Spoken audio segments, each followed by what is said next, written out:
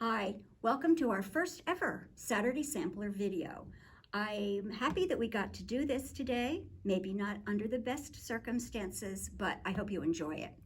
First, I want to show you the block and where we'll be ending up.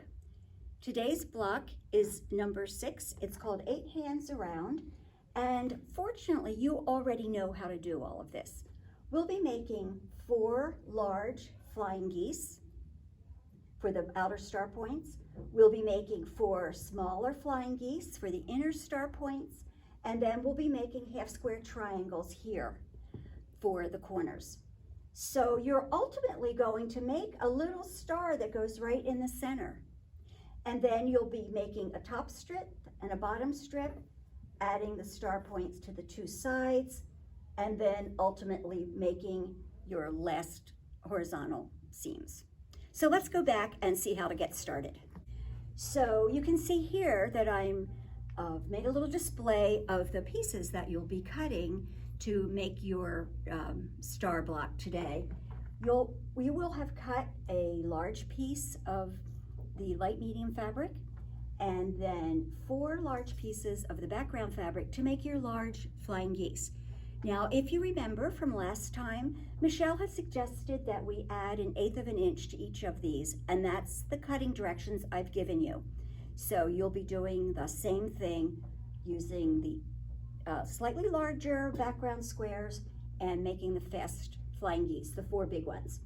We're going to do the same thing with the dark fabric, which you actually calls the medium, and 4 of the smallest background squares, which also have had the 1/8 of an inch added to them. Here we have the medium-sized background and the smaller squares from the light medium. We'll be using those to make half square triangles. Again, you know how to do that. You've done it many times. And the center of the block, and then the 4 little corners of the inner star. Okay, we're back. I wanted to show you the way I sew these together. I know we haven't been doing much any sewing demonstration in the class, but I thought I would take advantage of making the video to show you. I don't like to have to keep stopping and starting and getting up and going to the ironing board. I lay out everything I can do in the first pass. So what I'm going to do is I'm going to sew down one side of everything. The large flying geese, the small flying geese, and the half square triangles. Then I'm going to turn it and go back up the other side. So I will have all that initial sewing done all at once. Hi, we're back again. You know Linnie from the stock shop. She also likes to get things done very quickly. And so she's going to show you how she whips through doing all of these with one setting.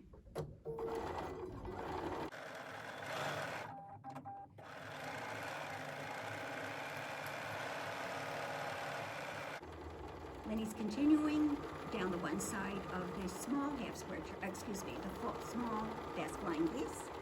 Now I'm her assistant. I'm handing her now the half square triangles, and she's just going to continue right along.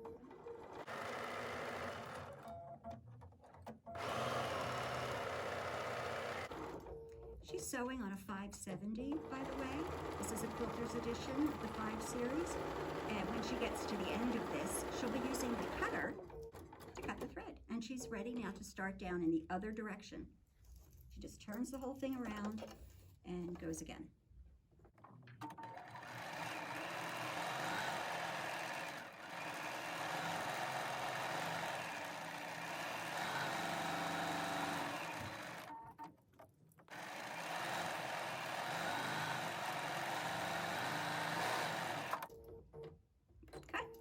And we have so much of the beginning sewing done.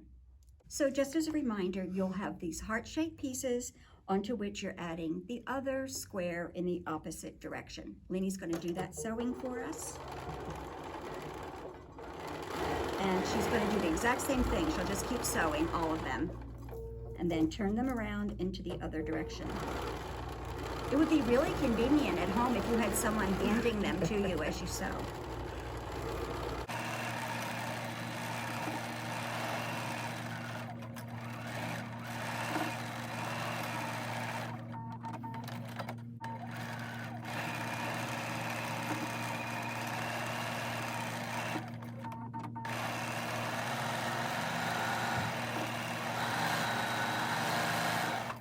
We have all of our components sewed, and I want to show you a couple of things about pressing and trimming. The first one, very simple. We pressed everything the way the directions said, except we found we liked it better if you press the half square triangles toward the background instead of to the dark. So that's what we've done here. Of course, you have to trim everything down. You'll do the squares using the Tucker trimmer. And you've done that every time since the beginning of the class, but I wanted to review the wing clipper. The secret to using this is to start with the goose with the point side down, so the point is pointing towards you. We're cutting this to 3.5 by 6.5, so I'm going to put the ruler on top. Be sure that my 6.5 and my 3.5 inch line are on top of the piece, and then squiggle it around until the V of the goose is right inside the V of the lines on the ruler. Then I'm going to trim. Some of it's just tiny little sliver trimming, but I'm going to trim the right side and the top. And then I'll turn this around. And now again, this time I'm going to put the 6.5 and the 3.5 inch line right on the edge that I've already cut. The X at the top should fall right against your point. That's going to keep us 1/4 inch from the top as I trim. 3.5, 6.5, I always double check, and trim the right, trim the top. There you have it, 3.5 by 6.5. I hope you've enjoyed this very first video of our Saturday Sampler block, and good luck doing your 8 hands around number 6 block. See you soon.